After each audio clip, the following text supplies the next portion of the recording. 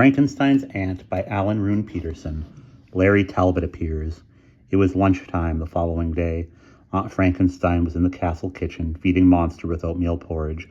Nothing seemed to have gone right with his resuscitation. Instead of gathering strength, he seemed to be getting weaker. Aunt Frankenstein was now desperately trying out a nourishing and digestible diet, but Monster did not seem to be appreciating her painstaking efforts. He was as whiny and grumpy as a difficult child and behaved very badly at the table. Aunt Frankenstein could feel her patience giving out. "Now a spoonful for Igor," she said. "You must eat so that you're strong enough to help repair the castle. We'll have to eat here in the kitchen until you've mended the roof in the dining room." It was not a cheering thought. The kitchen was a squalid mess. A fly buzzed on the dirty window. Some dry crust and a sweaty piece of cheese lay in the niche below it. She hadn't immediately been able to do anything about Igor's bohemian bachelor habits. Aunt Frankenstein began to wonder what on earth she had let herself in for. Sitting in a gloomy kitchen in a ruined castle, feeding an obstinate monster with porridge was not what she had expected when she had set off from home.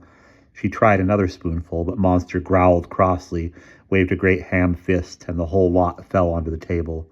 "Oh, you clumsy great thing," said Aunt Frankenstein. "You should be in a high chair with a rattle."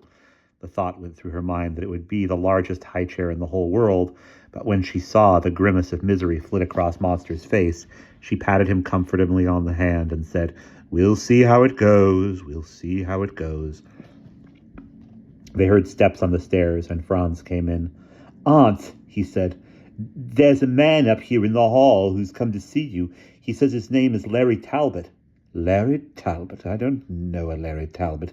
He seems very pressing. Perhaps he's a salesman." Hannah Frankenstein asked Franz to take over the responsibility for the porridge and was on her way up the stairs when Igor came, hobbling in through the kitchen door with an armful of wood. His eyes were shining. "Did I hear you say Larry Tallbot?" he said. "Yes," said Aunt Frankenstein. "Do you know him?" "Do I know him? I certainly do," said Igor. "Only too well." "Well, who is he?" Aunt Frankenstein almost exploded, now thoroughly annoyed with all these difficult people and monsters. "You'll see, Aunt. You'll see soon," tittered Igor. "Oh, so Larry Talbot's back again, is he? Now it's really getting like the old days." If looks could annihilate a person, Igor would not have existed in that kitchen any longer. Hannah Frankenstein strode up the stairs and into the entrance hall. She and Franz had tried to clear up some of the worst mess. The cobweb draperies had gone, as well as the rusty armor, and the remains of a wood fire were smoking in the fireplace. They had miraculously succeeded in providing a reasonably welcoming atmosphere, even if it was still somewhat gloomy. They had also hacked a pathway through the briars up to the front door, so that visitors could get in that way. A middle-aged man with a puffy face was standing in the hall waiting. He didn't look exactly shabby, but his tweed jacket and trousers were unpressed and baggy, and he had great bags under his eyes, giving him the appearance of a man who had suffered greatly. "Mr. Tallbot," said Aunt Frankenstein, stepping forward. "I am Hannah Frankenstein, Henry's aunt. In what way can I be of service?" Talbot's forehead wrinkled into unhappy A-shaped lines. Like a sorrowful dog, he licked his thick lips. "Mrs. Frankenstein, I've come on a very painful errand. The whole matter is extremely difficult and painful to mention." His small eyes were red-rimmed and exhausted as they flickered beneath his bushy eyebrows, accentuating the bags below. "I can see that," said Aunt Frankenstein discreetly. "You look as if you need a pick-me-up." She had heard Igor patting behind her on the stairs to eavesdrop, and she said sharply over her shoulder, "Igor, please go and get a large glass of sherry for Mr. Tallbot." No, said Tallbot, taking a step forward in his unpressed trousers. "You misunderstand me. Drink is not my problem." He paused and lowered his voice, his eyes sliding sideways. "It's the moon," he said. "The moon," said Aunt Frankenstein blankly. "Yes, the moon, to put it baldly." The lines of his forehead deepened, and he looked very unhappy.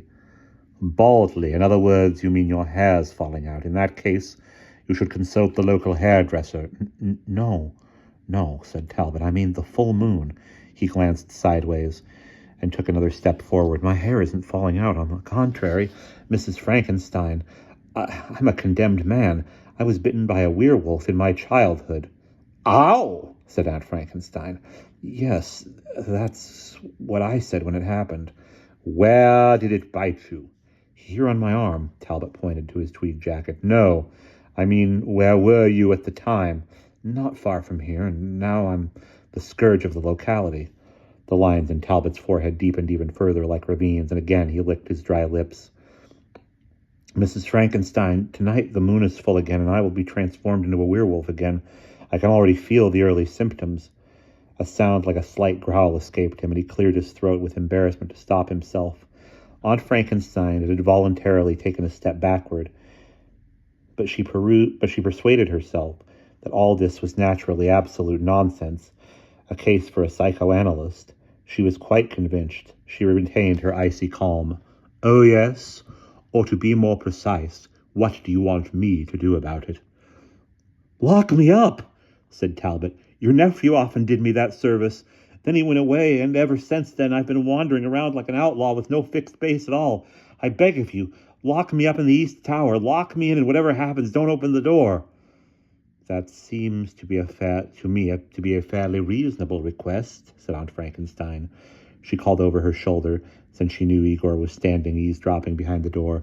Igor, Mr. Talbot is stopping the night with us. Get a room in the West Tower ready. Igor came out into the hall, bowing humbly. Certainly, Mrs.